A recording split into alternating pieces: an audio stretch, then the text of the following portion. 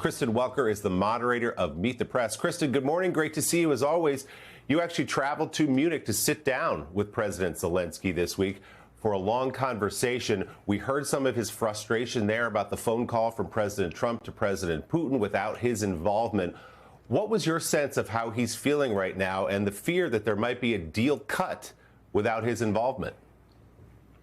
Willie, it's clear based on my conversation with President Zelenskyy in Munich that he is concerned about potentially being cut out of these conversations. He said that Ukraine will not accept a deal that is cut without both Ukraine at the table and other European allies. He warned, Willie, that he has intelligence, and this was a key part of the interview, that Russia may be amassing more than 100,000 troops in Belarus right now. Russia saying for a training mission, but Zelenskyy warning that they could be potentially looking at moving into another NATO country as early as this summer. So that was critically important. We are getting new reaction this morning, Willie, to that summit that's going to be held in Saudi Arabia between U.S. officials and Russian officials. Ukrainian officials not invited. We just confirmed this. One top Ukrainian official telling me, quote, "It is dangerous to speak with enemies before you speak with allies. Ukraine's position remains unchanged.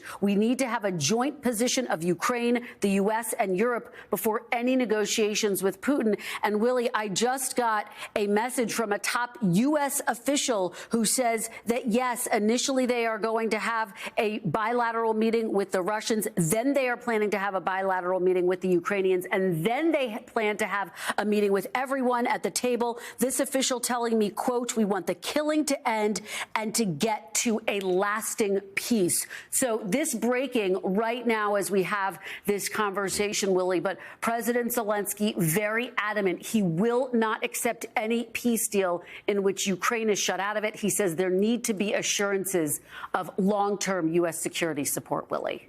This is a fast-moving story this morning. Can't wait to see your full interview. Kristen, thanks so much. We'll, of course, look for much more on Meet the Press. And Kristen has that exclusive interview with Ukrainian President Volodymyr Zelenskyy. Hey, thanks for watching. And don't forget, you can catch the Today Show every morning on NBC or take Today when you're on the go. Just follow the Today podcast on Apple Podcasts, Spotify, or wherever you listen.